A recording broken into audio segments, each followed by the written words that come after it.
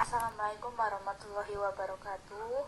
Kami akan menerangkan tentang materi sejarah ejaan bahasa Indonesia.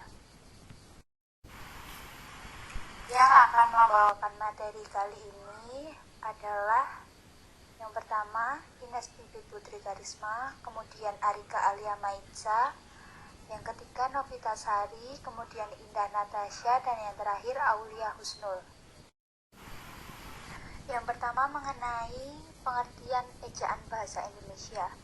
Jadi ejaan bahasa Indonesia atau yang biasanya disingkat dengan EBI adalah ejaan bahasa Indonesia yang berlaku sejak tahun 2015 berdasarkan Peraturan Menteri Pendidikan dan Kebudayaan Republik Indonesia Nomor 50 Tahun 2015 tentang Pedoman Umum Ejaan Bahasa Indonesia. Sebelum EBI berlaku, kita memiliki beberapa jenis ejaan. Jadi yang pertama adalah ejaan Van Ophuijsen. Ejaan Van Ophuijsen adalah ejaan pertama yang dimiliki oleh bahasa Indonesia. Ejaan ini ditetapkan tahun 1901. Perancang ejaan Van Ophuijsen adalah orang Belanda, yakni Charles Van Ophuijsen. Dengan bantuan Tengku Nawawi yang bergelar Sultan Mahmud dan M. Taib Sultan Ibrahim. Ejaan ini menggunakan huruf Latin dan bunyinya hampir sama dengan tuturan Belanda. Yang kedua adalah ejaan Republik atau ejaan Suwandi.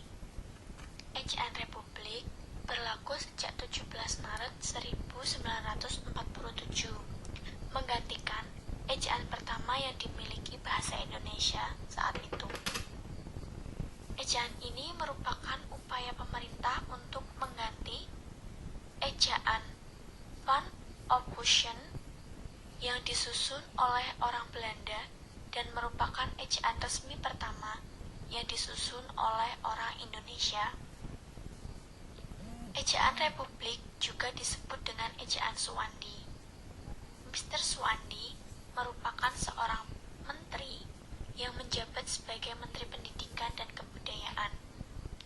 Perbedaan ejaan Suwandi dengan ejaan Van Ophuijsen ialah 1. Huruf OE diganti dengan huruf U.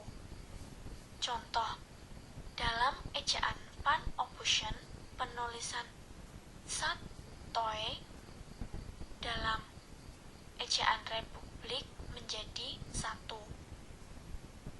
Yang kedua, huruf hamzah dan bunyi sentak ditulis dengan huruf K. Contohnya, maklum, pak, tak, dan rakyat. Yang ketiga, kata ulang boleh ditulis dengan angka 2. Contohnya, kupu 2 atau dibaca kupu-kupu. Dan yang keempat, awalan di dan kata depan di, kedua-duanya ditulis serangkai dengan kata yang mendampinginya. Kata depan di pada contoh di rumah, di sawah, tidak dibedakan dengan imbuhan di pada dibeli, dimakan. Ejaan ini digunakan untuk menuliskan kata-kata Melayu menurut model yang dimengerti oleh orang Belanda, yaitu menggunakan huruf Latin dan berbunyi miring dengan tuturan Belanda.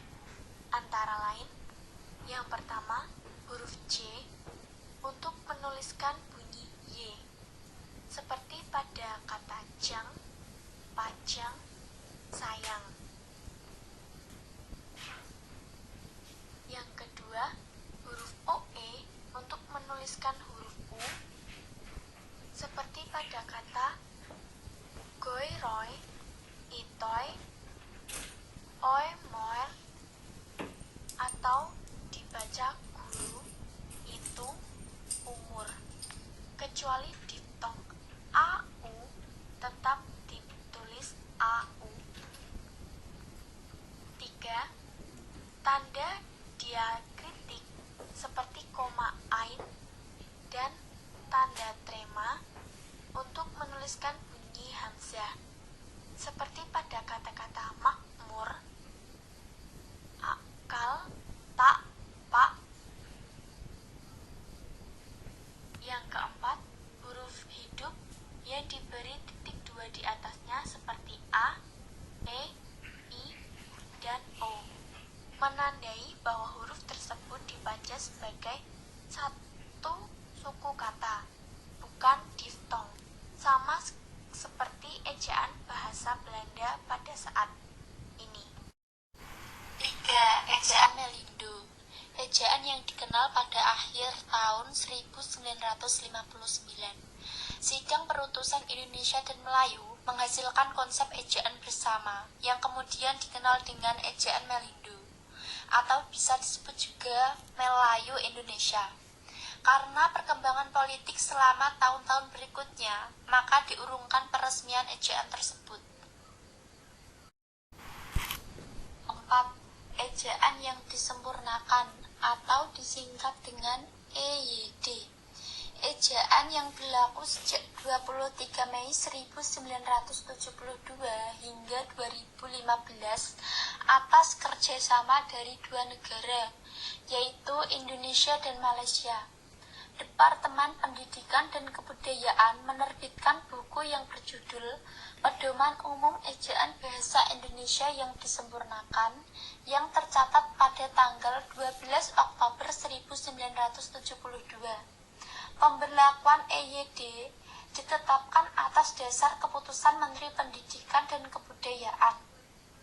Sebelum EYD, Pusat Bahasa pada tahun 1967 mengeluarkan ejaan baru atau ejaan LBK. Ejaan baru pada dasarnya lanjutan dari ejaan Melindo. Para pelaksananya pun di samping terdiri dari ejaan LBK, juga dari panitia ejaan dari Malaysia.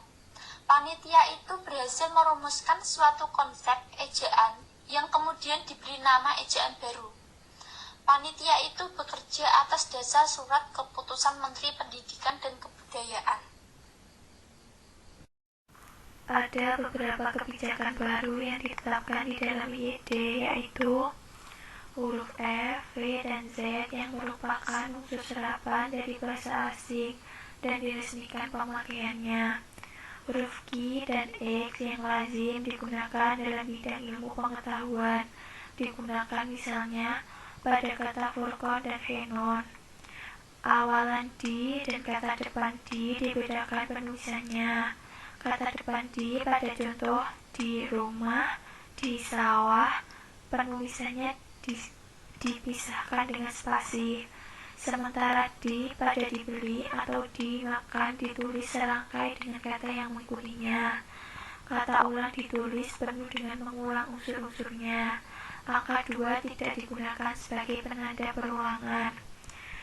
Dan secara umum, hal-hal yang diatur dalam EYD yaitu penulisan huruf termasuk huruf kapital dan huruf miring, penulisan kata, penulisan tanda baca, penulisan singkatan dan akronim, penulisan angka dan lambang bilangan, dan penulisan unsur serapan. 5. Ejaan Bahasa Indonesia. Perbedaan ejaan Bahasa Indonesia dengan EYD adalah yang pertama yaitu penambahan huruf vokal diftong. Pada EYD, huruf diftong hanya 3, yaitu I, AU, OI, sedangkan pada EB, huruf diftong ditambah 1, yaitu E, misalnya pada kata geister dan survei. Yang kedua yaitu penggunaan huruf tebal. Dalam EYD, fungsi huruf tebal ada 3, yaitu menuliskan judul buku, bab, dan macamnya, mengkhususkan huruf, serta menulis lema atau sublema dalam kamus. Dalam EB, fungsi ketiga dihapus. Sekian presentasi yang dapat kami sampaikan. Apabila ada salah dan kurangnya, mohon dimaafkan. Wassalamualaikum warahmatullahi wabarakatuh.